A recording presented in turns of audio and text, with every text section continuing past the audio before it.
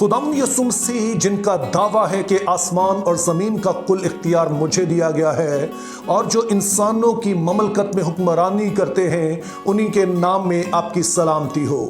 जब खुदा ताला ने अब्राहम को बुलाया तो वो ऊर की सरजमीन पर रहते थे और ऊर के हवाले से दिलचस्प बात यह थी कि ये एक कोने में वाक़ था। इसके एक तरफ समुंदर था और दूसरी तरफ बहुत बड़ा सहरा था और ये बड़ा ही एक सरसब्ज मुल्क था, चूंकि यहाँ से दो दरिया होकर गुजरते थे, यानी कि दरियाए दजला और दरियाए फरात। अगर खुदा का मकसद ये होता कि मुकद्दस अब्राहम और उसकी नस्ल सिर्फ उसकी इबादत करे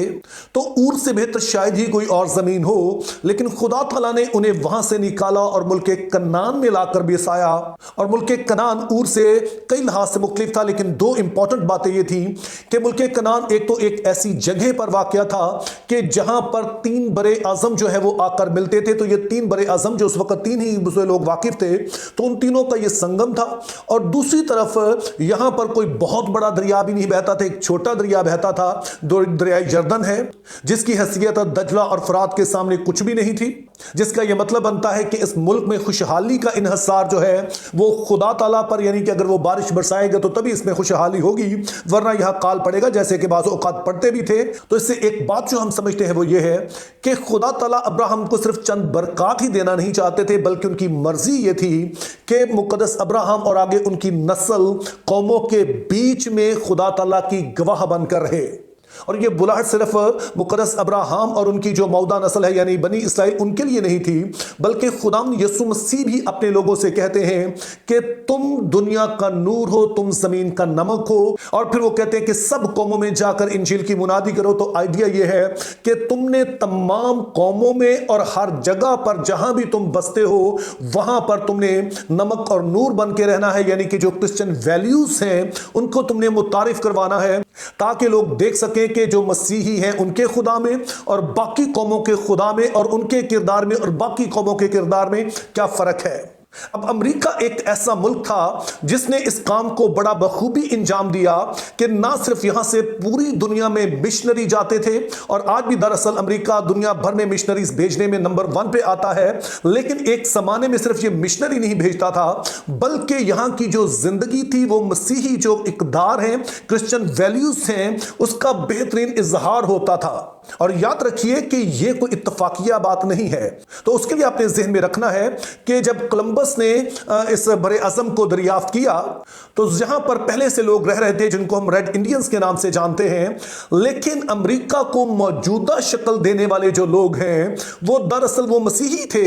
जो कि इंग्लैंड से इसलिए भागे थे ताकि वहां जाकर ऐसे मुल्क में जो नया नया दरियाफ्त हुआ है वहां वो अपने तौर से खुदा की इबादत करें, जिस तरह से वो बाइबल मुकद्दस को समझते हैं, जिनको उस जमाने में एना बैप्टिस्ट कहा जाता था, या आज के जमाने में हम बैप्टिस्ट कहते हैं कि दोबारा से बपतिस्मा लेना। तो इंग्लैंड में इस चीज की ममानत थी उस जमाने में, तो वो आकर आबाद हुए और फिर यही लोग थे जिन्होंने फिर इस मुल्क को आगे बढ़ाया और इन्होंने यहां का कॉन्स्टिट्यूशन बनाया और इसके जितने भी कानून है वो बाइबल बेस्ड थे, बाइबल की तालीमात के मुताबिक बनाए गए। और इसी सबब से जे आज तक भी इंसानी हकूक का लंबरदार समझा जाता है, चूंकि बाइबल की जो मरकजी तालीम है वो मोहब्बत है, वो इंसाफ है, जिस पर ज़ाहिर है कि इंसानी हकूक की बुनियाद है। तो ये इसका एक बैकग्राउंड है। तमाम अमेरिका बदलना शुरू हुआ 1960 की दहाई में। इससे पहले तक हम देखते हैं कि जो मसीहत थी वो आम अमेरिकी जिंदगी का अहम हिस्सा थी, जिसकी एक मिसाल हम उस दुआ में देखते हैं जो कि अमेरिकी स्कूलों में की जाती थी। और ये एक मुख्तसर दुआ थी जो कि स्कूल में क्लासेस के बाकायदा आगाज से पहले तमाम बच्चे मिलकर पढ़ते थे। और वो दुआ कुछ यूं थी: Almighty God, we acknowledge our dependence upon Thee, and we beg Thy blessing upon us, our parents, our teachers, and our country. और अगर हम उर्दू में कहें तो इसका मतलब बनेगा: ऐ खुदा ताला, हम इकरार करते हैं कि हमारा भरोसा तुझ पर है और हम तेरी मिन्नत करते हैं कि तू हमें और हमारे वालिदैन और हमारे उस्ताज़ा और हमारे मुल्क पर अपनी बरकत नाज़िल फरमा। तहम 1958 में चंद यहूदी वालदेन ने और दो लोग जो कि मुल्हिद थे, उन्होंने मुकदमा दर्ज कर दिया अमेरिकी हुकूमत के खिलाफ, जो एजुकेशन डिपार्टमेंट है उनके खिलाफ, कि स्कूलों में दुआ करना जो अमेरिकी आइन में पहली तरमीम की गई है, जिसके मुताबिक मजहब और रियासत का आपस में कोई ताल्लुक नहीं है। तो इस तरह से यह केस लड़ा गया और यह केस अगले 5 साल तक चलता रहा। और फिर 1962 में अमेरिकी सुप्रीम कोर्ट ने इस बात पर हुक्म जारी किया कि यह वालदेन ठीक कह रहे हैं, तो अब से जो अमेरिकी स्कूल है उसमें इस तरह से दुआ ना करवाई जाए। और यह एक बहुत ही बड़ा कदम साबित हुआ कि आहिस्ता आहिस्ता अमेरिकी जो समाजी जिंदगी है उसमें से मजहब को बिल्कुल ही अलग कर दिया गया। कलीसिया और मसीहत जो थी वो सिर्फ चर्च बिल्डिंग के अंदर तक महदूद होकर रह गई। और फिर ना सिर्फ स्कूल ही सेकुलर यानी कि बेदीन हो गए, बल्कि उसके बाद हम देखते हैं कि तमाम शोबा जिंदगी, मिसाल के तौर पर जैसे न्यूज चैनल हैं, जैसे कि सुप्रीम कोर्ट के जजेस हैं, और सारा कुछ जो था वो सेकुलर यानी बेदीन लोगों के हाथों में दे दिया गया। और अमेरिका जिसके आइन की बुनियाद बाइबल मुकद्दस पर थी और आज भी उसमें बहुत कुछ है वो बाइबली असूलों पर मबनी है, अब सेकुलरिज्म की राह पर चल पड़ा। और चूंकि अमेरिका का पूरी दुनिया में इन्फ्लुएंस है, तो ना सिर्फ फिर अमेरिका बल्कि यूरोप और पूरी दुनिया में हम देखते हैं कि बेदीनी बढ़ने लगी। तहम सूरत हाल में कुछ तब्दीली उस वक्त आना शुरू हुई जब डोनाल्ड ट्रंप ने 2016 में अमेरिकी सदर का इंतखाब लड़ने का फैसला किया। और इस इंतखाब को लड़ने के लिए एक जो ग्रुप जिस पर उसने बहुत ज्यादा फोकस किया वो मसीही ईमानदार थे, जो कि अमेरिका की बदलती हुई सूरत हाल से परेशान थे, जिनको हम कंजर्वेटिव क्रिश्चियंस कहते हैं, यानी कि क़दामत पसंद मसीही, यानी कि जो बाइबल मुकद्दस को इख्तियार तस्लीम करते हैं। उन पर डोनाल्ड ट्रंप ने काफी फोकस किया और 2016 में भी उन्होंने इसे वोट देकर जताया। और अभी भी हम देखते हैं कि एक बड़ी तादाद जो है वो एवेंजेलिकल क्रिश्चियंस की है जिन्होंने डोनाल्ड ट्रंप को जो वोट दिया है, जिसके सबब से अमेरिका में जो 538 सीटें थीं उनमें से कमला हैरिस के मुकाबले में जिसने 226 सीटें जीती, डोनाल्ड ट्रंप 312 सीटें जीतकर और हर अहम रियासत से जीतकर वो अमेरिका के सदर बने हैं। तो डोनाल्ड ट्रंप जैसे अपनी सदारती मुहिम के दौरान वादे करते रहे, अभी जब वो मुंतखब हो गए तो उन्होंने फिर से इस बात का इयादा किया है कि हम बाइबल मुकद्दस को मसीही समाजी जिंदगी में वापस लेकर आएंगे। और उनका कहना है कि बाइबल मुकद्दस की अहमियत सिर्फ तारीखी एतबार से नहीं है, बल्कि इसकी असल अहमियत यह है कि यह अमेरिका के लिए एक मॉरल कंपस है, यानी कि बाइबल मुकद्दस है जो इस बात का तयन करती है कि अमेरिका में इक़दार क्या होनी चाहिए और अमेरिका की जो अखलाकियात हैं वो क्या होनी चाहिए। चूंकि डोनाल्ड ट्रंप के मुताबिक इस वक्त जो नौजवान नस्ल में बिगाड़ है उसका सबब यह है कि उनका यह मॉरल कंपस उनसे छीन लिया गया है, यानी बाइबल मुकद्दस को स्कूलों से हटा दिया गया है, जिसके सबब से हमारी नस्लें कंफ्यूज हो रही हैं और उन्हें मालूम नहीं पड़ रहा है कि उन्होंने किस सिमत में जाना है। और जब हम बाइबल मुकद्दस को वापस लेके आएंगे तो अमेरिका को इसका मॉरल कंपस वापस मिल जाएगा, जिससे हमारी नस्लें बेहतर मसीही इक़दार की हामिल होंगी और बेहतर वो अखलाकियात की हामिल होंगी। तो अब हमारे पास दो सवाल हैं कि जो कुछ डोनाल्ड ट्रंप कह रहे हैं इन बातों पर किस हद तक यकीन किया जा सकता है, और अगर वो ऐसा करते भी है तो दुनिया भर के मसीहों का इससे क्या ताल्लुक है। तो जहां तक पहले सवाल का ताल्लुक है कि डोनाल्ड ट्रंप ऐसा कर पाएंगे नहीं कर पाएंगे, क्या उनके वादों पे यकीन किया जा सकता है नहीं किया जा सकता है, तो उस हवाले से मैं 3 बातें आपसे कहना चाहता हूं। नंबर 1, हमने ज़हन में रखना है कि डोनाल्ड ट्रंप जो है वो एक सियासतदान है और सियासतदानों की जो पहली मोहब्बत होती है वो उनकी कुर्सी होती है। जाहिर है जिस चीज के लिए वो लड़ रहे हैं, जिसके लिए वो कोशिश कर रहे हैं, तो कोई भी दुनिया भर में सियासतदान हो, दुनिया में कोई भी शख्स हो जो ताकत के लिए ये सारा कुछ करता है, जाहिर है उसकी पहली प्रायोरिटी, उसकी फर्स्ट प्रायोरिटी वो ताकत ही होती है, उस कुर्सी होती है। तो इसीलिए जो अमरीकी हैं ना ही उन्हें और ना ही दुनिया भर के जो मसीही हैं उनसे किसी तरह की गैर हकीकी उम्मीदें लगानी चाहिए।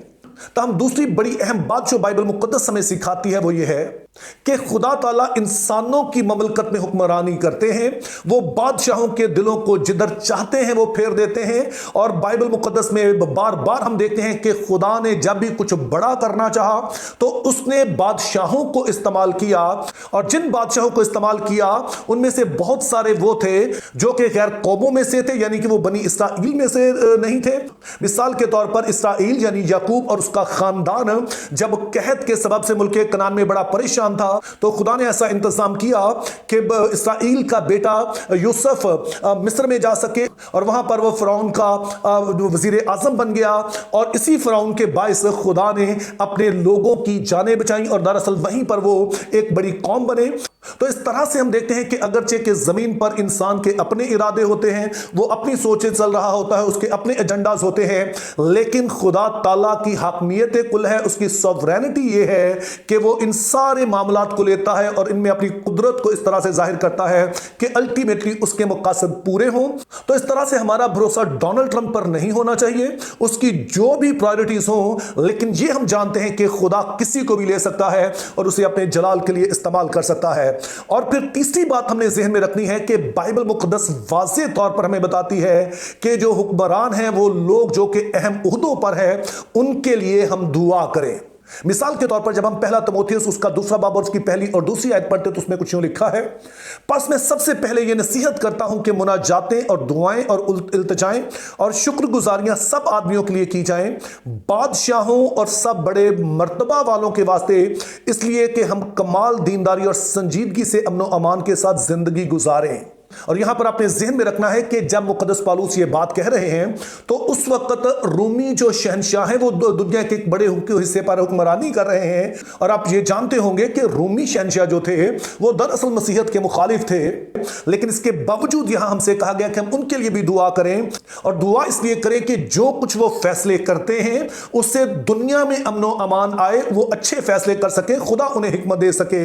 और जाहिर है कि डोनाल्ड ट्रंप अमेरिका के सदर हैं जिनका असर रसूख पूरी दुनिया पर है, और जो कुछ भी वो फैसले करेंगे उसके असरात पूरी दुनिया में महसूस किए जाएंगे। और दूसरे नंबर पर इसलिए भी कि खुद उन्होंने जो कहा है कि वो बाइबल मुकद्दस को अमेरिका की आम समाजी जिंदगी में वापस लाना चाहते हैं, तो इसका असर सिर्फ अमेरिका पर नहीं होगा। मेरा यह मानना है कि इसका असर यूरोप पर होगा, ऑस्ट्रेलिया पर होगा, यहां पर ऑलरेडी जो मसीही हैं एक बड़ी तादाद में मौजूद हैं, और बेशक उसका असर दुनिया भर में जो मसीही रहते हैं उन पर भी हो सकता है, क्योंकि अमेरिका जाहिर एक बहुत बड़ा मुल्क है, एक सुपर पावर है। वहां पर जो कुछ भी होता है उसके असरात दुनिया भर में जाते हैं, चाहे ये जिस्मानी हो, रूहानी हो। तो हम दुआ करें कि अब जो पॉलिसीज वहां पर बनती है वो ना सिर्फ अमेरिकी लोगों के लिए, ना सिर्फ दुनिया भर के लिए, बल्कि कलीसियाई आलम के लिए वो बेहतर साबित हो सके, जैसा कि खुद डोनाल्ड ट्रंप ने इजहार भी किया है। तो ये उसके सियासी बयानात भी हो सकते हैं, लेकिन जब हम दुआ करेंगे तो खुदा ऐसा मुमकिन करेगा कि वो इन सारी बातों पर अमल कर सकें, अपने इन वादों को पूरा कर सके। Think biblically, live purposefully, have a very good day.